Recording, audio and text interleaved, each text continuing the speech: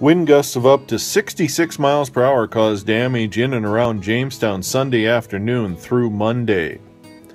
Along with fanning fires in the rural Stutsman County area, wind caused damage to a number of trees, buildings, and other items in Jamestown. Wind gusts continued Monday morning at more than 40 miles per hour. The area remained in a high wind advisory.